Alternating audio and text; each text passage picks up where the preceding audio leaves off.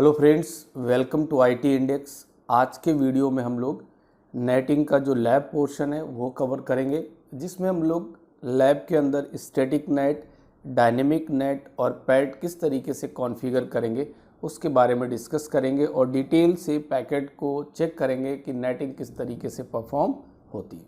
Okay, तो start करते हैं। टोपोलॉजी अगर मैं आपको शो करूं तो देखिए, जो टोपोलॉजी मैंने यहाँ पे बनाई हुई है, इस टोपोलॉजी के अंदर एक राउटर R1 है, R2, R3 and R4।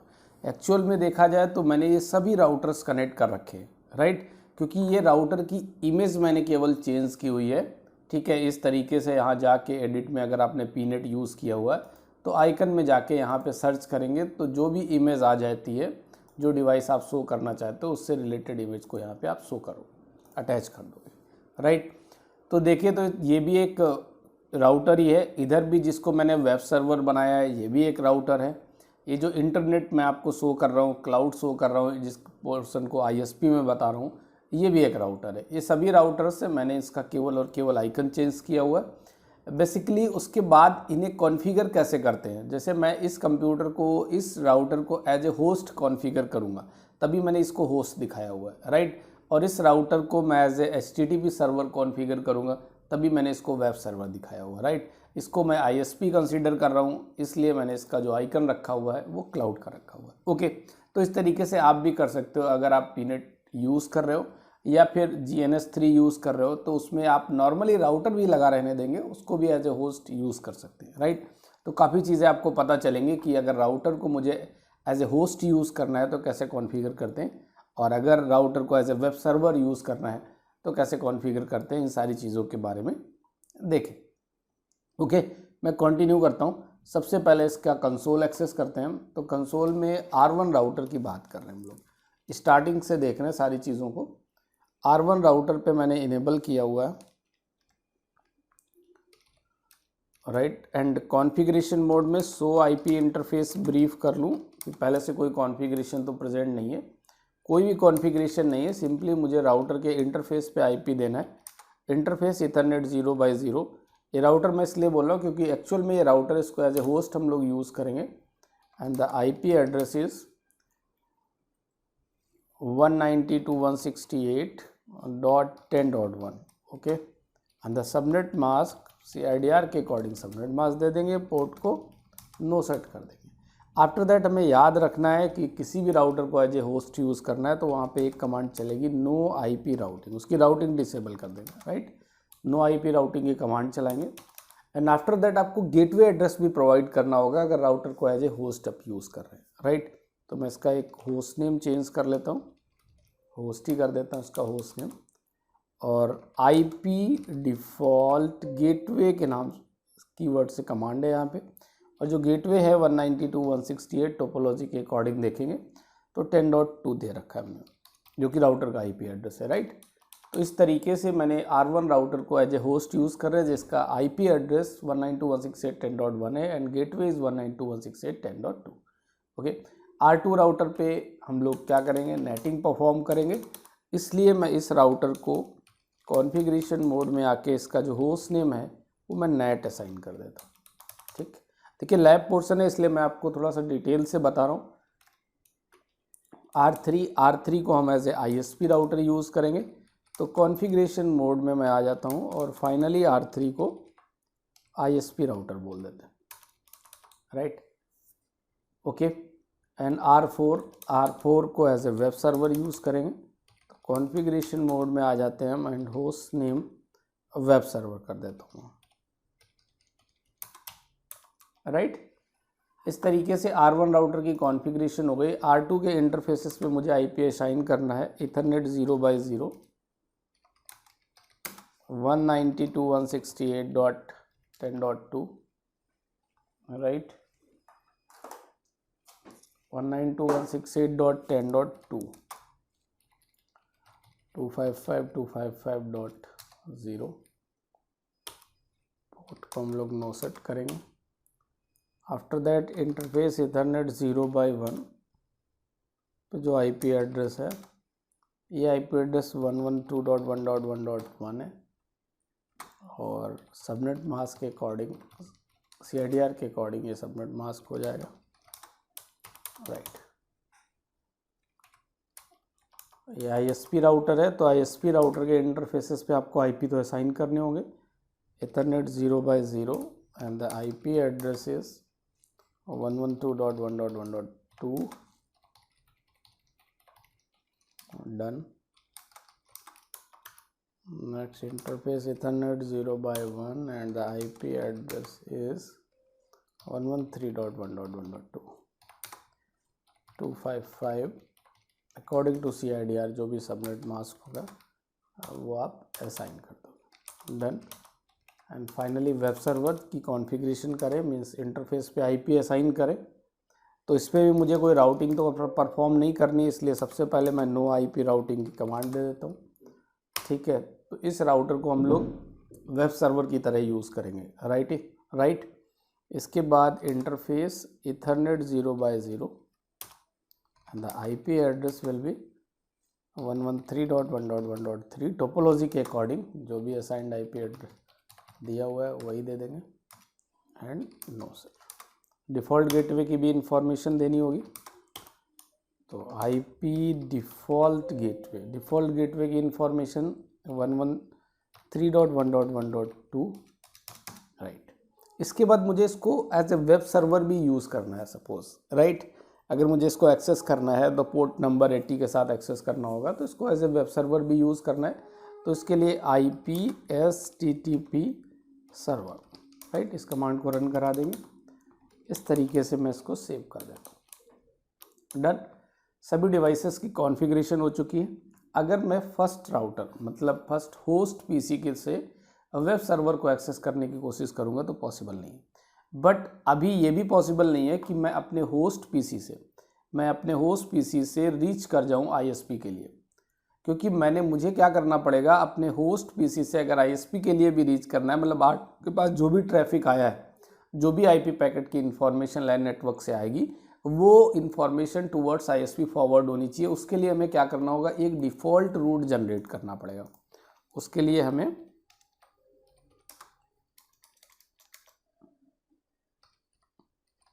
Default root generate करना होगा towards default route towards ISP।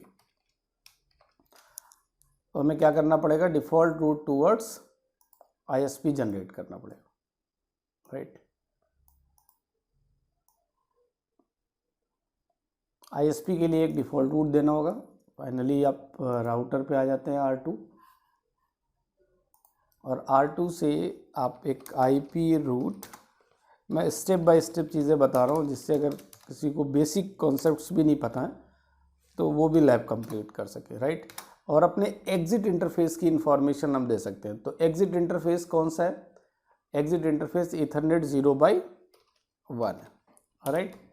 Exit interface Ethernet 0/1 है। करें default route without gateway if you point to point interface में इम्पैक्ट परफॉर्मेंस, तो विदाउट गेटवे, तो मैं netting वाले पे अगर इंफॉर्मेशन इधर नेक्स्ट हॉप की इंफॉर्मेशन मेरे पास है वो भी दे सकता हूँ, ठीक है। 112.1.1.2 मल्टी एक्सेस सेगमेंट की वजह से है, ठीक है। इंफॉर्मेशन में मैंने नेक्स्ट हॉप के बारे में पता था तो उसकी इंफॉर्मेशन दे दी डिफ़ॉल्ट रूट के अंदर, ओके। फाइनली मैं R1 राउटर के थ्रू, ध्यान से बात को समझिएगा कि R1 राउटर से मैं पिंग कर रहा हूँ वेब सर्वर को। वेब सर्वर का IP एड्रेस 113.1.1.3, राइट। कोई रिप्लाई नहीं आएगा। रिप्लाई क्यों नहीं आएगा इस बात को समझिए। अगेन मैं रिपीट कर रहा हूँ, R1 से मैं पिंग कर रहा हूँ 113.1.1.3 को, तो ये रिप्लाई इसलिए नहीं आएगा क्योंकि मेरे पास अभी सोर्स कौन है 192.168.10.1 और डेस्टिनेशन क्या है 113.1.1.3। इसका मतलब जो मेरा R2 राउटर है, इस R2 राउटर इस ट्रैफिक को ड्रॉप कर देगा। इस ट्रैफिक को क्या करेगा, ड्रॉप करेगा, बिकॉज हमारा जो सोर्स रिक्वेस्ट है वो प्राइवेट IP एड्रेस है, और जिस पे जो इंटरनेट राउटर है वो राउटर आपका प्राइवेट IP एड्रेस से रिलेटेड जो भी ट्रैफिक है वो ISP के लिए फॉरवर्ड नहीं करेगा। जब तक कि इस राउटर के ऊपर नेटिंग कॉन्फ़िगर ना की जाए। जब तक कि इस राउटर के ऊपर नेटिंग कॉन्फ़िगर नहीं की जाए तब तक ये जो लैन यूजर्स हैं विद प्राइवेट आईपी एड्रेसेस, जो लैन यूजर्स हैं, इन सभी का ट्रैफिक ये आईएसपी के लिए with help of this default route forward नहीं कर पाएगा, राइट। उसके लिए हमें अपने राउटर पे क्या करना पड़ेगा, नेटिंग इनेबल करनी पड़ेगी। लेकिन बिफोर नेटिंग R2 की जो रीचेबिलिटी है वो वेब सर्वर के साथ होनी चाहिए, 113.1.1.3 के साथ होनी चाहिए, राइट। तो मैं R2 राउटर से एक बार कनेक्टिविटी चेक करता हूँ, पिंग 113.1.1.3, राइट। देखिए R2 से रीचेबिलिटी आ रही, मीन्स आप बात को समझिए कि R2 राउटर से मैं इस वेब सर्वर को पिंग कर पा रहा हूँ। उसके पीछे रीज़न सिंपल सा ये है, मैं रियल इन्वायरमेंट की अगर बात करूँ कि R2 ISP के साथ कनेक्ट है, इंटरनेट सर्विस प्रोवाइडर के साथ, एंड वेब सर्वर भी सर्विस प्रोवाइडर के साथ ही कनेक्ट है, क्योंकि वेब सर्वर पे assigned IP address public IP है और R2 के ईथरनेट 0x1 पे असाइंड आईपी एड्रेस भी पब्लिक आईपी है। इट मीन्स सोर्स पब्लिक है और डेस्टिनेशन पब्लिक है, और आईएसपी के थ्रू आप अगर किसी भी ऐसे ट्रैफिक को पास करा रहे हो जिसमें सोर्स और डेस्टिनेशन दोनों पब्लिक आईपी एड्रेस हैं, तो आईएसपी आपको उन दोनों के बीच में रीचेबिलिटी प्रोवाइड कराएगा, राइट। क्योंकि पब्लिक आईपी एड्रेस क्या होता है, मैंने आपको बताया था कि public IP address must be unique. मतलब public IP address must be unique का मीनिंग नहीं, मतलब ये बोलिए कि पब्लिक आईपी एड्रेस यूनिक है। अगर आपने किसी को 113.1.1.3 अलॉट कर दिया वेब सर्वर के लिए, तो फाइनली जब तक उसका लाइसेंस है तब तक वो उस आईपी एड्रेस को यूज़ करेंगे, all over the world unique रहेगा वो address, right. But private IP address के थ्रू इंटरनेट पे कम्युनिकेशन इसलिए नहीं हो पा रहा है क्योंकि प्राइवेट आईपी एड्रेस फ्री है और फ्री आईपी एड्रेसेज हैं। इस आईपी एड्रेसेस के थ्रू नेटवर्क के अंदर बहुत सारे ऐसे लोग होंगे जो सेम आईपी एड्रेस यूज़ कर रहे होंगे। इस वजह से प्राइवेट आईपी एड्रेस से अगर आप वाया इंटरनेट किसी से कम्युनिकेट करने की कोशिश करोगे तो आपका ट्रैफिक ड्रॉप हो जाएगा। क्लियर होगी बात? ओके।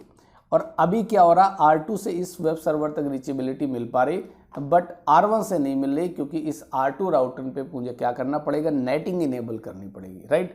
तो नेटिंग में मैंने आपको बताया था कि 1-to-1 नेटिंग होती है। स्टैटिक नेटिंग का मतलब क्या है, 1-to-1 मैंने बोला था। और डायनेमिक नेटिंग के अंदर प्रीवियस में हमने बात की थी कि हम एक पूल क्रिएट करेंगे और जो भी इंटरेस्टेड ट्रैफिक होगा हमारे लोकल लैन के अंदर उसको उस पूल के लिए मैप करा देंगे, राइट। आफ्टर दैट मैंने पैट बोला था कि पोर्ट एड्रेस ट्रांसलेशन की रिक्वायरमेंट क्या है, कि एक्चुअल में अगर मेरे पास कोई भी आईपी एड्रेस हमने परचेज नहीं किया है, मैं केवल और केवल एग्जिट इंटरफेस जो आईएसपी के लिए कनेक्ट है उस इंटरफेस पे असाइंड पब्लिक आईपी में अपने लोकल एरिया नेटवर्क के मल्टीपल होस्ट कंप्यूटर्स को ट्रांसलेट करना चाह रहा हूँ, तो एक ही आईपी के अंदर मल्टीपल होस्ट को ट्रांसलेट करना है, तो उसके लिए पॉसिबिलिटीज़ क्या हो सकती है। उसके लिए पॉसिबिलिटीज़ ये थी कि सिंपली होता क्या है कि हम पैटिंग इनेबल कर देंगे, तो सभी यूजर्स जो भी हमारे लाइन के यूजर्स हैं, ये सारे के सारे यूजर्स जब राउटर के थ्रू R2 के थ्रू ट्रैफिक को बाहर जाएगा तो उस कंडीशन में सभी का आईपी एड्रेस चेंज हो जाएगा। सभी का आईपी एड्रेस क्या हो जाएगा, एक single IP 112.1.1.1 with different port number, क्योंकि हम किसकी बात कर रहे होंगे, पैट की बात कर रहे होंगे। ओके, तो फर्स्ट ऑफ ऑल सबसे पहले हम स्टैटिक नेट के बारे में डिस्कस करते हैं, ठीक है। स्टैटिक नेट के बाद हम लोग बात करेंगे फिर डायनेमिक नेट के अंदर। तो स्टैटिक नेट की कॉन्फ़िगरेशन बिल्कुल सिंपल है। R2 राउटर पे आप आ जाइए और R2 राउटर पे इससे पहले मैंने आपको ये भी बताया था कि इस राउटर को कैसे पता चलेगा, ये नेट राउटर को, कि हमारा इनसाइड नेटवर्क कौन सा है और आउटसाइड नेटवर्क कौन सा है, राइट। तो उसके लिए राउटर पे इनसाइड एंड आउटसाइड हमें राउटर के इंटरफेस को बताना, इंटरफेस पे ये कमांड रन करानी पड़ेगी कि इनसाइड नेटवर्क कौन सा है और आउटसाइड नेटवर्क कौन सा है, राइट। मैं थोड़ा सा प्रॉपर चीज़ें चले इसके अकॉर्डिंग प्रॉपर आपको टोपोलॉजी के साथ बता रहा हूँ, ठीक है। तो मैं R2 राउटर पे कॉन्फ़िगरेशन मोड में आ गया और R2 का फाइनली लैन से कनेक्टेड इंटरफेस जो है वो ईथरनेट 0x0 इंटरफेस है। ओके, मैं इस पर आईपी एड्रेस करता हूँ और 192.168.10.2 के साथ, 10.2 को एक आईपी, ये क्या कर रहा हूँ मैं, वेट, आईपी नेट इनसाइड करना है मेरे को, सॉरी थोड़ा सा, IP NAT inside interface Ethernet 0/1 think 1 है, आईपी नेट आउटसाइड, राइट। इस तरीके से मैंने इनसाइड और आउटसाइड असाइन कर दिया। इथरनेट 0/0 इनसाइड के लिए काम करेगा, आउटसाइड के लिए। अब मुझे एक ट्रांसलेशन करना है, मैं आईपी नेट इनसाइड सोर्स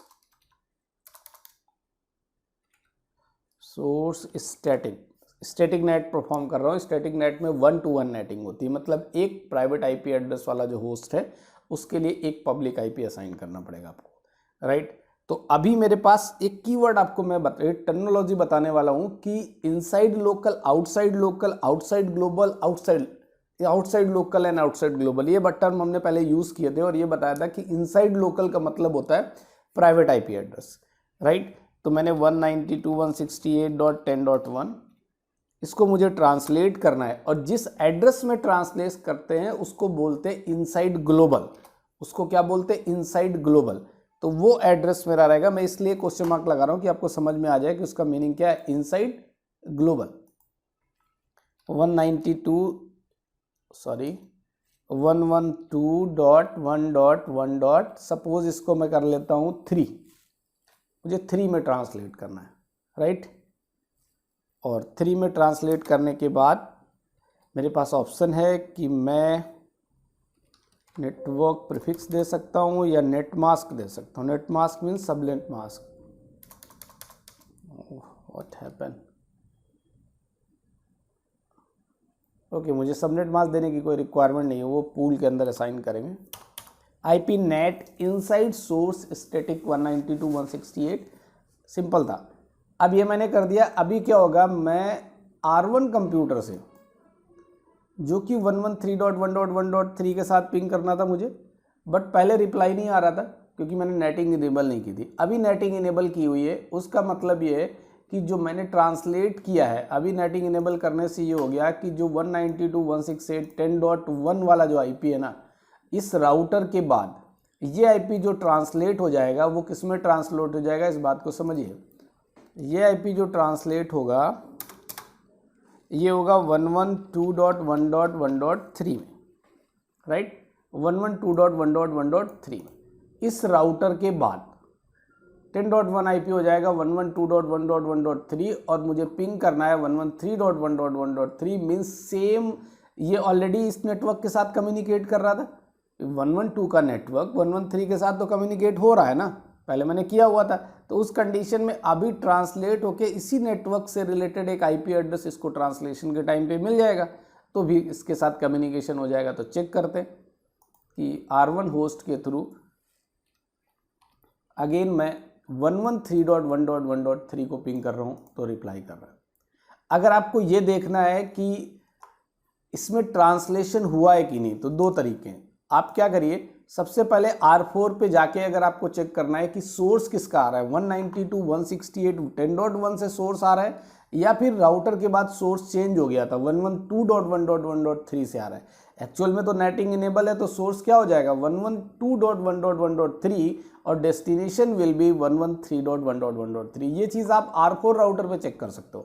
कैसे चेक कर सकते हो मैं आपको बताता हूँ। R4 राउटर पे आ जाइए आप, और R4 राउटर पे आप इनेबल करिए और इधर लिखिए डिबग आईपी पैकेट कर लीजिए, डिबग आईपी पैकेट कर लीजिए। Okay, debug IP packet on कर लिया। अब R1 से आप पिंग करिए अगेन, राइट। अब R4 पे आप आ जाइए, R4 पे आ जाइए। तो R4 पे इंफॉर्मेशन देखिए, R4 के पास जो सोर्स की इंफॉर्मेशन आ रही है वो क्या आ रही है 113.1. जिस एड्रेस में आपने ट्रांसलेट किया था। मीन्स आप ऐसा बोल सकते हो इस सर्वर को ये नहीं पता कि एक्चुअल आईपी कौन सा है जिसने रिक्वेस्ट की है।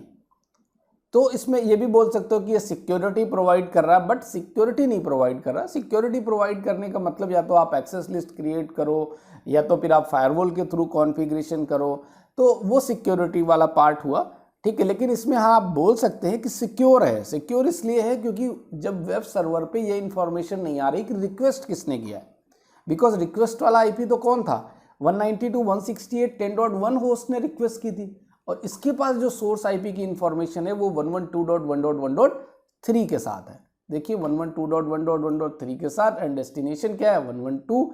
और ये वापस जब रिप्लाई करेगा तो क्या कर रहा है, सोर्स अपने आप को बना रहा है, सोर्स अपने आप को बना रहा है जैसे 113 और ये देखो ब्रॉडकास्ट कर रहा है। ठीक है, मैं इसका रीजन आपको बताता हूं कि फाइनली इसने, क्योंकि बाकी आईपी पैकेट्स मैंने भेजे हुए 112.1.1.3 112.1.1.2 टू 113.1.1.3 और फाइनली उसके बाद में इधर से जो 113.1.1.3 है और 112.1.1.3 के लिए रिप्लाई कर रहा है।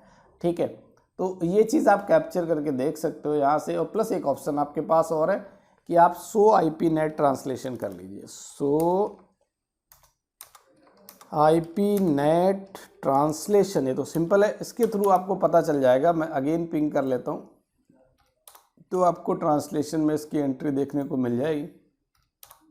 राइट, ये देखिए 112.1.1.3 is the inside local IP. Inside local मतलब जो आपका प्राइवेट आईपी 10.1 है उसको ट्रांसलेट कर रहे हैं किसमें, इस आईपी।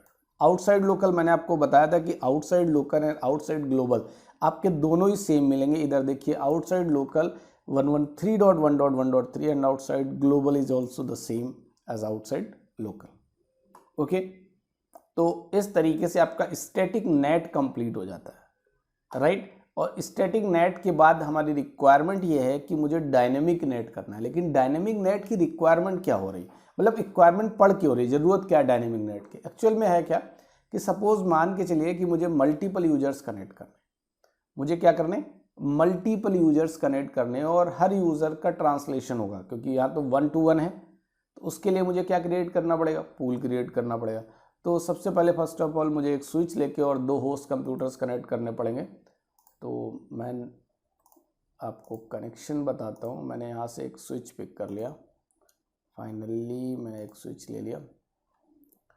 इसको एक्चुअल में इसका मैं स्विच SW बोल देता हूँ और यहाँ पे जो इमेज सेलेक्ट कर लेता हूँ वो मैं स्विच ले लेता हूँ और स्विच की इमेज सपोज ये हो गई और मैं इसको सेलेक्ट कर लेता हूँ। राइट, और यहाँ पे मैं 256 कर देता हूँ, यहाँ पे मैं कर देता हूँ 256। ओके, सॉरी मेरे को 2 होस्ट भी लेने थे, मैं अगेन नोड सेलेक्ट करता हूँ और मैं यहाँ से 2 राउटर की इमेजेस उठाता हूँ और मुझे इसको पीसी के रूप में लेना पड़ेगा। देखिए इस तरीके से मैंने किया हुआ था, इमेज सेलेक्ट कर लेती है और यहाँ से मैंने 2 पॉइंट्स ले लिए। वैसे पीनेट आप यूज़ कर रहे होंगे तो पता होगा, अगर पीनेट आप नहीं यूज़ कर रहे हैं तो आप पीनेट की इंस्टॉलेशन चैनल पे प्रेजेंट है, वहाँ से जाके आप अपने कंप्यूटर में पीनेट इंस्टॉल कर सकते हैं। राइट, तो मैंने ये 2 एज ए होस्ट मुझे कनेक्ट करना है, ये मेरे पास ऑलरेडी कनेक्टेड था। इसको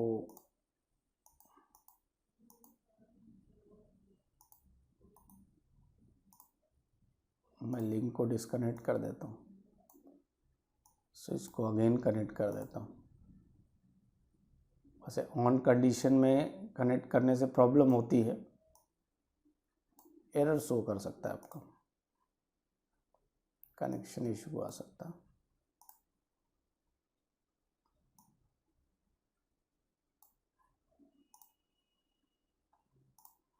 ठीक, देखिए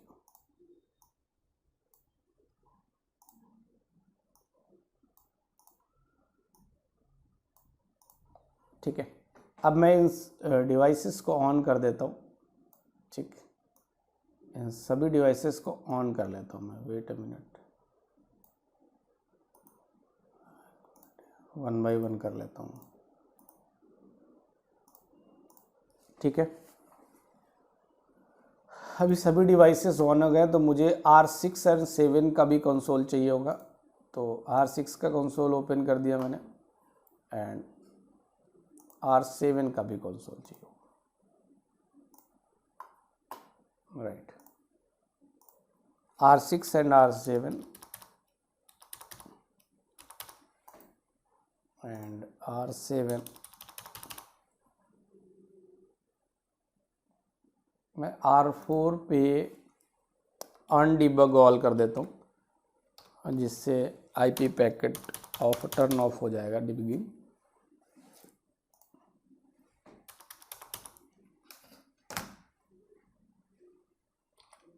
मैं राउटर स्टार्ट कर लेता हूँ R7 एंड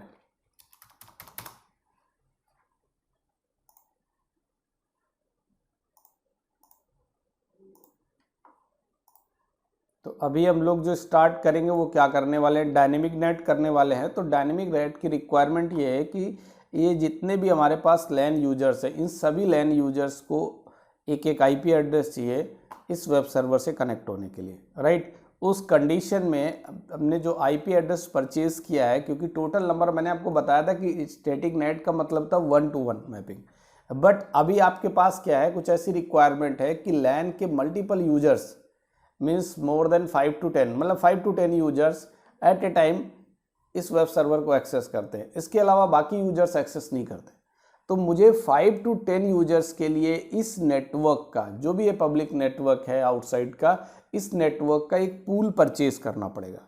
तो पूल परचेज करना होगा, तो मैं आपको मान के चलता हूँ कि सपोज 112.1.1.3 3 to 5 का एक पूल ले लेते हैं। 3 to 5 का पूल ले लेते हैं, जिसमें 3, 4, 5 मीन्स 3 to 4 का पूल ले लेते हैं। केवल 2 एड्रेसेस आते हैं, या मैं 5 तक कर लेता हूँ क्योंकि मुझे आगे आपको पैट बताना है। ठीक, 3 to 5 ये हमारे पास एक पूल है। ये सपोज आईएसपी से मैंने परचेज किया हुआ ये पूल, ये पब्लिक आईपी एड्रेस का पूल है, जिसमें 112.1.1.3 to 5 तक का पूल है, राइट। देखो ध्यान से समझिएगा इसको। और बाकी ये जो भी कंप्यूटर्स हैं इनको एज ए होस्ट मैं कॉन्फ़िगर कर दूंगा। ये जो भी राउटर्स हैं इनको एज ए होस्ट कॉन्फ़िगर कर दूंगा 5 and 6 and 7। कॉन्फ़िगरेशन बिल्कुल होस्ट की सिंपल है, आपको पता ही होनी चाहिए। कॉन्फ़िगरेशन मोड में आ गए, ठीक है। उसके बाद होस्ट नेम हमने इसको host 2 कर दिया, और इंटरफेस सबसे पहले हमें क्या करना पड़ेगा, नो आईपी राउटिंग करनी पड़ेगी, राउटिंग डिसेबल करनी है। उसके बाद इंटरफेस ईथरनेट 0/0, और इस पर सेम नेटवर्क का 192.168.10.1 10.2 चल रहा है, 10.3 सॉरी आईपी एड्रेस असाइन करना है मुझे 192.168.10.3 and the subnet mask is this. No set default gateway की इंफॉर्मेशन देनी होगी, आईपी डिफ़ॉल्ट गेटवे, क्योंकि एज ए होस्ट यूज़ कर रहे हैं तो 192.168.10.2 डिफ़ॉल्ट गेटवे तो 10.2 ही रहेगा, right. And the next is R7 को भी एज ए होस्ट कॉन्फ़िगर कर देते हैं। Host name host 3 and after that no IP routing, interface Ethernet 0/0, लैन का कोई एक नेटवर्क 192.168.10.3 दे दिया, इसे 4 कर लेते हैं। /24 है तो कोई इशू नहीं है। व्हाट हैपन, ओके पॉइंट लग गया मेरे से, okay. IP default gateway 192.168.10.2, okay. इस तरीके से ये मैसेज जनरेट हो गया। अगर मेरे इंटरफेस पे डुप्लेक्स का मैसेज आ रहा तो इंटरफेस ईथरनेट 0/0, और इस पर मैं डुप्लेक्स फुल कर देता हूँ। अभी मैसेज जनरेट नहीं करेगा, राइट, ओके डन। इधर भी डुप्लेक्स का आ रहा है, इधर भी मैं इंटरफेस ईथरनेट 0/0 डुप्लेक्स। आपके साथ भी इशू आता है तो आप ऐसे कर सकते हो, डन, ठीक। अभी मेरे पास लैन यूजर्स की अगर बात करें तो 3 यूजर्स मेरे पास लैन है। एक का आईपी एड्रेस 192.168.10.1 है। इसको पहले मैंने स्टैटिकली ट्रांसलेट किया था, वेट अ मिनट, इसको पहले मैंने स्टैटिकली ट्रांसलेट किया था कि 192.168.10.1 जो भी ट्रांसलेट होता है 112.1.1.3 में होगा, बट अभी फिक्स नहीं करना है आईपी, राइट। हम ये चाह रहे हैं कि आईपी फिक्स नहीं करना है, मुझे एक पूल मिला हुआ है 3.5 का, इंटरनल जितने भी मेरे लैन यूजर्स हैं, ये सभी यूजर्स जब इस राउटर के थ्रू आउटसाइड नेटवर्क में जाएंगे, एट दैट टाइम 3 to 5 के आईपी एड्रेसेस हैं मेरे पास, 3, 4, 5 3 पब्लिक आईपी एड्रेसेस हैं। इट मीन्स R2 राउटर से जो एट ए टाइम 3 जो भी यूजर्स हैं, 3 होस्ट हैं, वो ट्रांसलेट हो पाएंगे, right. At a time 3 host translate हो पाएंगे, इससे ज़्यादा होस्ट ट्रांसलेट नहीं हो पाएंगे। तो उसके लिए एक चीज़ और होती है, यहाँ पे क्या होगा, डायनेमिक नेट के अंदर हम लोग एक्सेस लिस्ट क्रिएट कर सकते हैं, क्योंकि कई बार ऐसा होता है कि हमारा जो लैन नेटवर्क है, इधर मल्टीपल नेटवर्क आईडीज हो सकते हैं। मल्टीपल नेटवर्क आईडीज का मतलब ये होता है कि सपोज लैन पे मल्टीपल स्विच पे मल्टीपल वीपीएन्स क्रिएट हैं और उस वीपीएन पे डिफरेंट नेटवर्क रनिंग में है, तो उस कंडीशन में क्या होगा, इस साइड में मल्टीपल नेटवर्क्स अगर हैं तो उसमें से किसी एक नेटवर्क को आउटसाइड नेटवर्क के लिए परमिट करना है, इंटरनेट के लिए परमिट करना है, या इस वेब सर्वर को एक्सेस करने के लिए परमिशन देनी है। एट दैट टाइम मुझे एक ACL क्रिएट करनी पड़ेगी उस नेटवर्क के लिए जिस नेटवर्क को मैं अलाउ करना चाह रहा हूँ आउटसाइड नेटवर्क में, आउटसाइड, ओके। तो उसके लिए क्या करना पड़ेगा, ACL क्रिएट करनी पड़ेगी। तो जो भी इंटरेस्टेड ट्रैफिक है उसके लिए हमें एक एक्सेस लिस्ट क्रिएट करनी पड़ेगी। तो पूल बना देंगे 112.1.1.3 से 5 का, और एक एक्सेस लिस्ट क्रिएट करनी पड़ेगी, राइट। सपोज ACL आप बना रहे हो कि आपको क्या करना है, आपको परमिट करना है, आपको परमिट करना है, किस नेटवर्क को परमिट करना है, 192.168.10.0 नेटवर्क को परमिट करना है, राइट। 10.0 नेटवर्क को परमिट करना है। तो इसकी क्या करनी पड़ेगी, हमें एक ACL क्रिएट करनी पड़ेगी, राइट। तो इसमें एक डायनेमिक के अंदर एक ऑप्शन अच्छा हो गया कि आपके लैन नेटवर्क में अगर मल्टीपल नेटवर्क्स है, डिफरेंट नेटवर्क्स हैं, तो किसी एक नेटवर्क के लिए आप एक परमिट की ACL क्रिएट कर लीजिए, उसको आप इस पूल के साथ मैप करा दीजिए, राइट। तो कैसे मैप कराएंगे, ये कमांड में देखेंगे कि डायनेमिक नेट किस तरीके से कॉन्फ़िगर करते हैं। तो स्टार्ट करता हूं मैं। R2 राउटर की अगर हम बात करें तो फाइनली R2 राउटर पे भी मैसेज आ रहा, तो मुझे R2 राउटर के कॉन्फ़िगरेशन मोड में इंटरफेस ईथरनेट 0x0 और डुप्लेक्स फुल कर देना भाई, राइट। ये मैसेज आपका बंद हो जाएगा, ठीक। इस तरीके से अगर बात करें तो R2 राउटर पे ऑलरेडी मुझे लग रहा है कि नेटिंग मैंने भी रिमूव नहीं की थी, तो नेटिंग में no IP NAT inside source static, और जो मैंने नेटिंग लगाई हुई थी वो नेटिंग में स्टैटिक कमांड में एंटर कर देता हूँ, मुझे पूरी कमांड देनी पड़ेगी। 192.168.10.1 को मैंने ट्रांसलेट जो किया था वो 112.1.1.3 के लिए किया था, राइट। इसको मैं नो कर देता हूँ। अभी इन्फॉर्मेशन रिमूव हो गई। अगर मैं R1 राउटर से पिंग करने की कोशिश करूँगा तो कनेक्टिविटी क्रिएट नहीं हो पाएगी। मैं इसको इनेबल कर लेता हूँ और फाइनली R1 राउटर से मैं, R1 router means host computer जो है, पहले मैं इसका show IP interface brief check कर लेता हूँ। IP एड्रेस असाइन है, मैं इससे पिंग कर रहा हूँ कि 113.1.1.3 जो कि एक वेब सर्वर मैंने बनाया था, रिप्लाई नहीं करेगा बिकॉज नेटिंग इनेबल नहीं है। तो R2 राउटर पे मुझे अब डायनेमिक नेट परफॉर्म करना है। ध्यान से देखिएगा, सिंपली देखिए, इनसाइड और आउटसाइड तो कमांड ऑलरेडी पहले से रहेगी। इंटरफेस पे इनसाइड कौन सा इंटरफेस है, आउटसाइड कौन सा, उसे रिमूव करने की ज़रूरत नहीं है।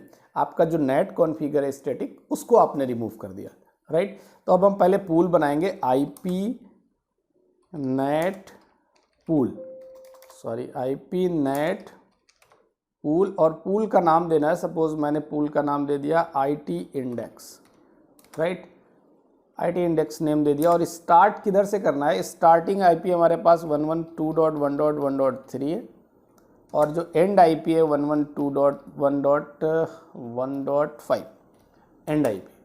And the net mask information भी दे सकते हो आप, सबनेट वो तो देनी होगी नेट मास्क की इन्फॉर्मेशन, विदाउट इसके कमांड नहीं लेगा आपसे। जो भी CIDR है वो CIDR प्रोवाइड कर सकते हो। एंटर। तो ये एक पूल क्रिएट किया, बट अब इस पूल के साथ मुझे ACL मैप करानी पड़ेगी, तो मैप कराने से पहले ACL क्रिएट तो होनी चाहिए। तो एक एक्सेस लिस्ट आपने बनाई, सपोज स्टैंडर्ड एक्सेस लिस्ट बना लेते हैं। एक्सेस लिस्ट 10 परमिट कर दिया, किसको परमिट कर दिया, 192.168.10.0 में अगेन कह रहा हूँ जो भी इंटरेस्टेड ट्रैफिक है, मतलब जिस ट्रैफिक को आप ट्रांसलेशन कराना चाह रहे हो, जिस ट्रैफिक को आप चाह रहे हो कि वो आउटसाइड नेटवर्क में कनेक्टेड जो वेब सर्वर है उसको एक्सेस कर ले, तो आउटसाइड जाने के लिए उस नेटवर्क को एक ACL में परमिट स्टेटमेंट के साथ आपको देना होगा, राइट। डन। ये आपने एक्सेस लिस्ट क्रिएट कर ली। अभी क्या करना है, मैप कराना है। ये तो दोनों चीजें क्रिएट की है आपने, अभी कोई अप्लाई तो नहीं किया। अप्लाई करने के लिए आप IP नेट इनसाइड सोर्स, अभी तक हम लोगों ने क्या किया था, स्टैटिक किया था। क्या किया था, स्टैटिक नेट किया था। बट अभी हम लोग क्या करेंगे, list. List means access list, list keyword use करेंगे और यहाँ पे देंगे ACL नंबर 10 पूल। पूल का नाम क्या दिया था हमने, IT index, IT index, right, और एंटर कर दिया। इस तरीके से देखा जाए तो क्या होगा कि मैंने एक नेटवर्क 192.168.10.0 को इस पूल के लिए मैप करा दिया। मीन्स जो 10.0 नेटवर्क के यूजर्स हैं, इनसे रिलेटेड ट्रैफिक जब राउटर के पास आएगा तो राउटर इन 3 IP एड्रेसेस में ट्रांसलेट कर देगा। उसमें फिक्स नहीं किया कि 10.0 में 1, 2, 3 किसी का भी ट्रैफिक आ सकता है। मीन्स पहले क्या था, स्टैटिक नेट में 1 to 1 फिक्स था, मैप कर दिया गया था, बट इधर फिक्स नहीं है। एट ए टाइम 3 लोग आउटसाइड नेटवर्क के साथ कनेक्ट हो सकते हैं। क्लियर बात। तो अब मैं R1 राउटर पे अगेन मैं पिंग करता हूं 113.1.1.3 को।